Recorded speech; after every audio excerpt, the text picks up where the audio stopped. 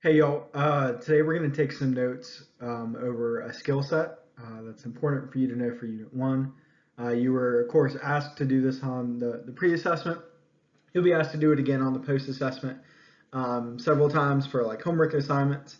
And should we have the end of course test this year, you'll be asked to summarize for that as well. So this is a really important skill set. I know y'all are all very smart, intelligent people because you have made it to high school and you're in honors ninth lit, and you probably are thinking to yourself like, I already know how to summarize a text, and you probably do.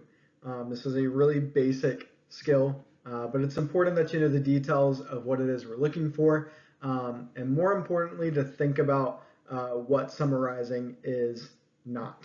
Okay, so while we're going through these notes, I really highly encourage you to take notes.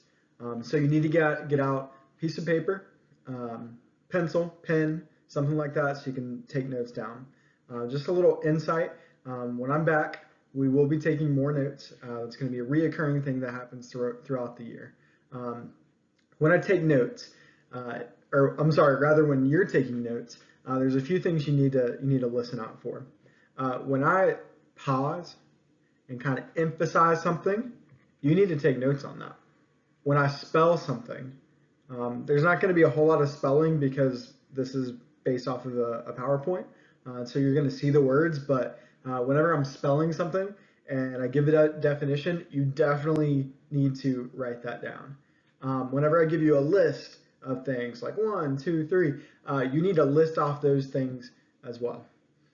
So obviously when I'm there giving you notes in person, you'll be able to stop, raise your hand, ask questions, ask for me to repeat something like that. But due to the nature of my absence and the fact that you have to learn material, obviously it can't work that way. So just like the introduction to unit videos, I am going to post the PowerPoint to Canvas, and I'm going to give you a link on Canvas to where this video is posted as well.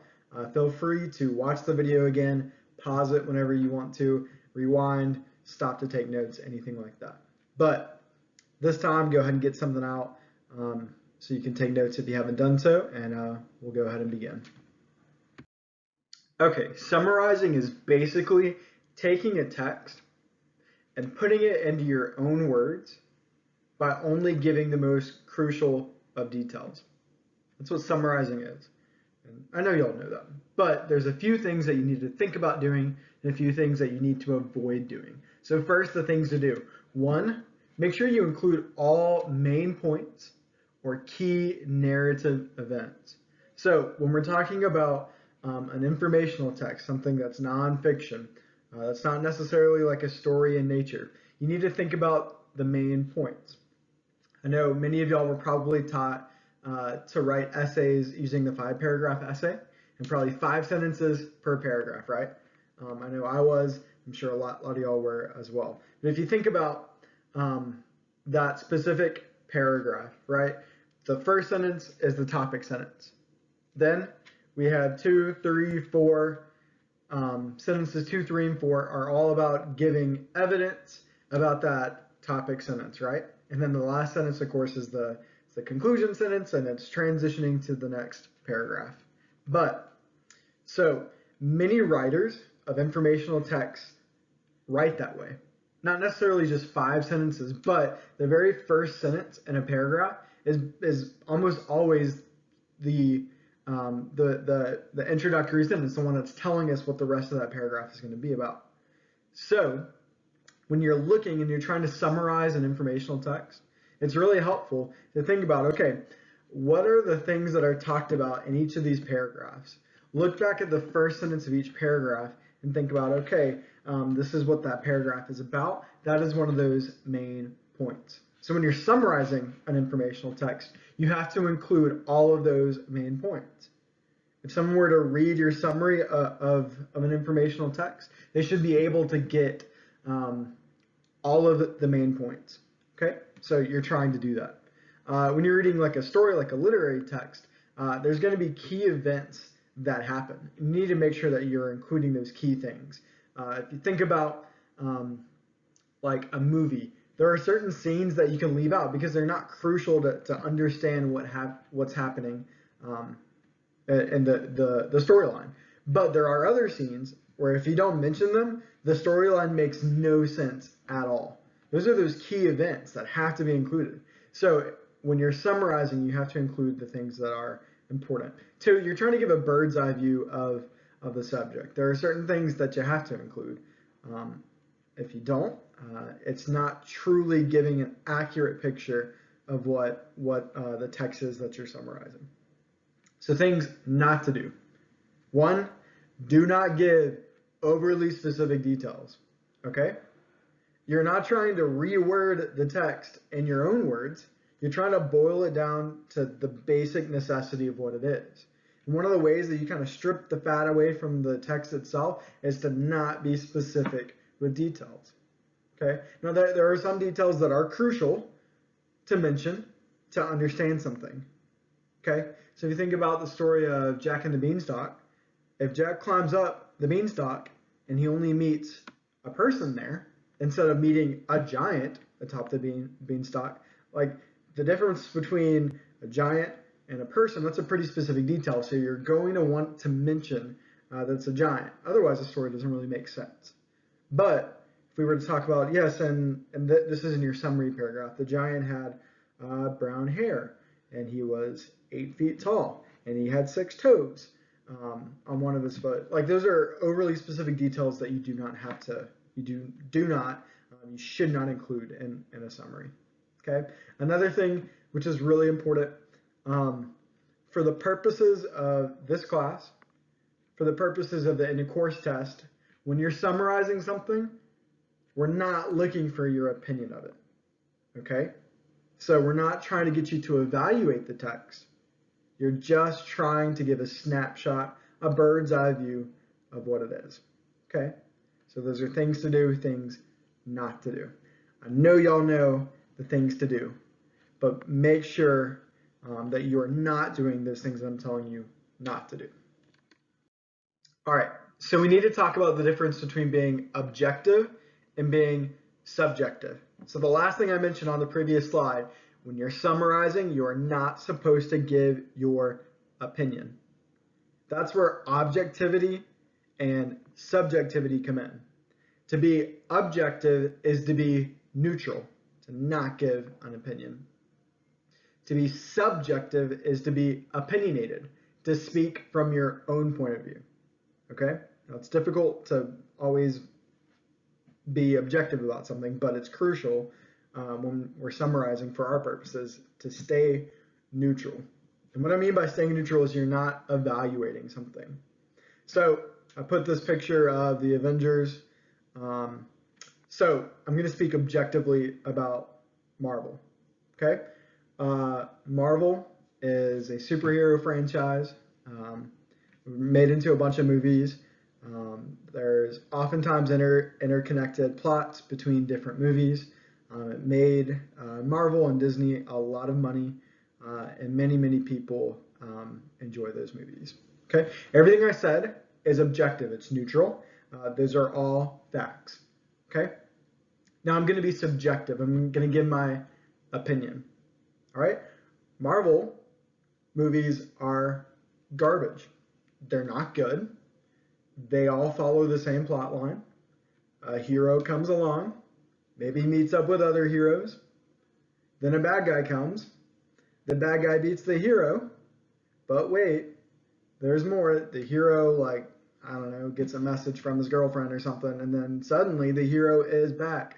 And they come back and they're rejuvenated and they fight the bad guy and somehow they win. Those are all Marvel movies. Okay, they're all that way, and because there's no difference in plot line, they're just terrible movies. So that is my subjective opinion, but it also happens to be the right one. Okay, so you can see the difference between objective and subjective. Okay, so you need to understand that, but also understand that Marvel movies are garbage. Okay, sometimes it's really difficult to stay objective and to not kind of drift into being subjective. Whenever you're writing a summary, you need to go back and think about specific word choices. You need to consider the connotation of words. Connotation is basically the association that people have with different words. Okay? So I'm not talking about the definition of a word. I'm talking about the things that we associate with a word. So some connotations, some words with connotations are necessary to use. Okay? You just have to. Sometimes it is unnecessary. Okay? So let me give you an example. This dog is Elwood the dog. He was Mr. Ugly Dog of New Jersey in 2007. He's an ugly dog. Okay? Obviously, the word ugly is loaded. That is an opinion word, right? That is subjective. You and I may think that different things are ugly because it's totally opinionated. But could we really accurately talk about who Elwood the dog is without calling him ugly? No. That's a word with a connotation, ugly. It's a word with a connotation that is necessary to use to fully capture who Elwood the dog is. Okay? Let me give you an example of when a word with a connotation is unnecessary to use. Let's say you have two friends, and you're talking about those two friends with another person you know, right? Now, this other person doesn't know the names of your two friends. One of your friends is of average height. The other friend is of below average height. So you could describe your below average height friend as slightly smaller, shorter, or the tiny one. Okay? One of those words has a connotation. Tiny has a connotation of being mean. All right? So, are they tiny? Probably. Is that an accurate thing to say about them? Probably. But does it have kind of a negative connotation that's unnecessary to describe that person? Could you not say slightly below average height or shorter and be a little bit less rude in your description of that person? The answer is yes. Okay. Whenever you're summarizing, you need to make sure you're not using these loaded words like tiny. Okay. So be careful in the context of what it is you're talking about, that you're taking into consideration the connotations of specific things. All right. Okay, to practice summarizing, we're actually going to read a short, very, very short little story together. It's called Sticks. It's by a guy named George Saunders. That's a photograph of him. It came out in 2013. It's a good story. So you have a little handout of it. Make sure you bring that handout with you tomorrow because you'll be using your copy of Sticks again for another task that we're practicing. So don't lose it. Put it in your binder. Bring it back with you. Okay. So I'm going to read Sticks. You read along with me, and then we're going to summarize it. Okay. Okay. It begins. Every year, Thanksgiving night, we flocked out behind Dad as he dragged the Santa suit to the road and draped it over a kind of crucifix he built out of a metal pole in the yard. Super Bowl week, the pole was dressed in a jersey and Rod's helmet, and Rod had to clear it with Dad if he wanted to take the helmet off. On the 4th of July, the pole was Uncle Sam. On Veterans Day, a soldier. On Halloween, a ghost. The pole was Dad's only concession to glee. We were allowed a single Crayola from the box at a time. One Christmas Eve, he shrieked at Kimmy for wasting an apple slice. He hovered over us as we poured ketchup, saying, "Good enough, good enough, good enough." Birthday parties consisted of cupcakes, no ice cream. First time I brought a date over, she said, "What's with your dad and that pole?" And I sat there blinking. We left home, married, had children of our own, found the seeds of meanness blooming also within us. Dad began dressing the pole with more complexity and less discernible logic. He draped some kind of fur over it on Groundhog Day and lugged out a floodlight to ensure a shadow. When an earthquake struck Chile, he laid the pole on its side and spray painted a rift in the earth. Mom died and he dressed the pole as death and hung from the crossbar photos of Mom as a baby. We'd stop by and find odd talismans from his youth arranged around the base. Army medals, theater tickets, old sweatshirts, tubes of Mom's makeup. One autumn he painted the pole bright yellow. He covered it with cotton swabs that winter for warmth, and provided offspring by hammering in 6 cross sticks around the yard. He ran links of string between the pole and the sticks and taped to the string letters of apology, admissions of error, pleas for understanding, all written in a frantic hand on index cards. He painted a sign saying love and hung it from the pole and another that said forgive, and then he died in the hall with the radio on and we sold the house to a young couple who yanked at the pole and the sticks and left them by the road on garbage day. Okay, it's a pretty weird, pretty interesting story. Short, but interesting. I want you to go ahead and summarize it. You're going to summarize it in one paragraph. Okay? Things to do. Remember, you're going to include all the main points or the key narrative events. Make sure you're giving a good bird's eye view of the subject. Things not to do. Do not give overly specific details. And do not give your opinion of the subject. So go ahead and take a little bit of time. Write the summary.